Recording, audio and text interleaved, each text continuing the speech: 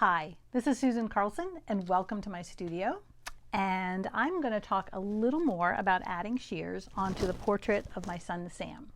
Now he is being turned into a crescent moon. You can read more about this whole process in some of my blog posts. And I was thinking a couple weeks ago that I was narrowing down on the sheer fabric, so I was kind of coming to the end of it. Well, no, I've got more to show you, but I want to, part of that is a process, right? And I want to talk about some of these pieces that I found, some of the fabrics that I found to add, because they're relevant to creating blending and contrast in a quilt. So let's talk about that. We're going to start with Sam's face. When we left off in the last video, I had just put on, let's see how much I can take off here. Let's take that one out.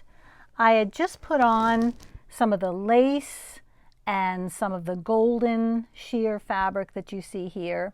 Well, I got a picture of it, and the contrast between the highlight on his cheek and this area of his light beard was way too much. It was just very stark, and I said, okay, I gotta keep going and lighten that area. So one of the fabrics I found to work with that was this one right here.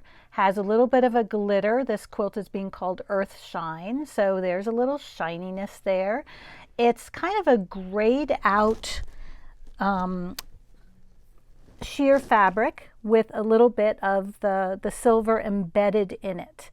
So you can see as a large piece, it'd be very hard to know exactly how to do it. So just like I tell people to create their palette, I create a sheer fabric palette as well. So here you can see that I've got my hand size shape. I can maneuver it around. And in the end, I liked this area right here. It kind of blended from where I was before, softened up that harsh edge, and then started blending in this way. And because it was too much to have it over this whole area, so I then added another piece of a silver sheer.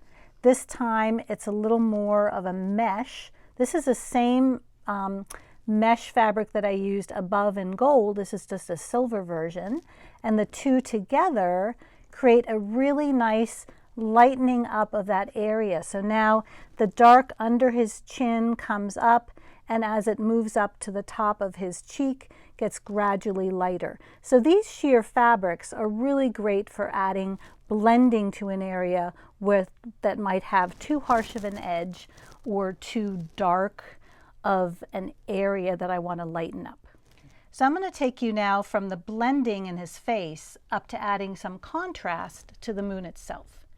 That silver fabric that I used on his face, I'm also using up here now on the moon to add a little bit of contrast and highlights on the width of the moon itself. And not only in the silver fabric from before, but also I've got more of that same meshy metallic fabric, but this is in an aqua. So across the moon so far, I've got kind of a green mesh, a silver, and an aqua. And those I've cut into kind of a flowing sort of shape that can add highlights as the moon is reflecting the earth here, and then as it curves around, I want it to go a little darker over on this side. So these silver metallics, these metallics are adding highlights. Now along with highlights, I want to add some shadows. So here is a fabric, a dark, black with a little bit of glitter to it. So it's got kind of a greenish glitter that picks up some of the green I've got going on in the moon. So when I cut this apart, it looks more like this is my hand size shape. And now as a hand size shape, I can move it around to see where it might look good.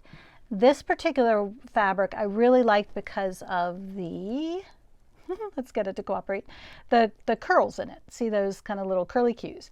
I like those things. So I was moving that around, and I decided that this area, if I pull this out right here, I'll have you see that area. Let's see, wait a minute. I think I pulled the wrong thing. Oh, there we go. There we go. See how the area here is kind of bland, right? I mean, it's got stuff going on, but in relation to everything else, it looked like kind of a light open spot. So more is better. So here now, when I put those dark curlicues down with the green glitter on it, it brings some of the dark from over on this side into here, starts blending and smoothing edges, and adds interest to an area. And then, of course, I'll be adding more. So for instance, I already added some more down here on top of the hair, and I'm sure that more will come along as well. The last fabric I want to show you for this quilt right now, for the shears, is this one right here. It's an organza. It's a blue organza with silver stars. And because this is a celestial theme, the stars would be, fun to use. And this opaqueness of this fabric, it's an aqua, adds a little bit of color, not just a highlight, but also some color, which I wanted to put over in this edge. So you can see here, I've cut it down. You can kind of see the edge along in here, cut around some of those stars, and it puts a lighter edge to it, especially as you work up against the dark of the universe back here. It works really well because it helps differentiate the moon from the dark of the universe. And it adds a little bit of glitter, a little bit of fun, and that's of course what we're trying to do with these collages, is have a little bit of fun.